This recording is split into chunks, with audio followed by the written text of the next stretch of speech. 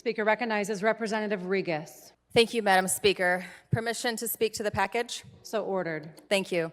Today, I rise in support of a bill that is deeply personal, not just to me, but to a family who has endured the unimaginable. My colleague and I from the 92nd District introduced this package after a tragedy rocked our communities. Our legislation, the Rowan Act, is named in memory of 6-year-old Rowan Morey, whose life was tragically cut short after a failed custody exchange. His story is heartbreaking, and his mother and stepfather, who join us today here in the chamber, have shown extraordinary courage in turning their grief into action. Rowan was killed by his biological father in an apparent murder-suicide in Isabella County on August 21st, 2024. Both were found dead from gunshot wounds in a camper. Rowan's mother, Brandy Morey Poles, who shared custody, pled with local police to do a welfare check on her son after the father did not return Rowan to her on schedule. He was missing for 52 hours.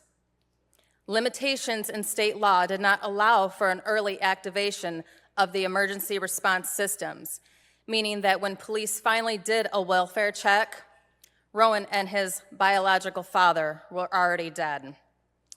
Rowan would have turned 7 years old 10 days later on August 31st. This legislation is about giving law enforcement the discretion they need when a child is missing or in danger, even if the situation doesn't meet the state's definition of abduction. It recognizes that danger doesn't always come with flashing lights or dramatic headlines. Sometimes it's a delayed return. Sometimes it's a special needs child who's vulnerable in ways our current system does not account for. HB 4518 ensures that Michigan State Police can activate an Amber Alert when their training and judgment tell them a child is at risk. It's a simple but powerful change, one that could mean the difference between tragedy and rescue.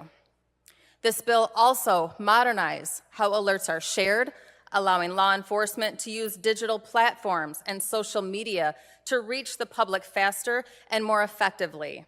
Because when a child is in danger, every second counts. Rowan's story reminds us that our laws must be as responsive and as compassionate as the people they are meant to protect. I urge my colleagues to support this bill, this package, not just for Rowan, but for every child who deserves to be found and for every parent who deserves to be heard. Thank you.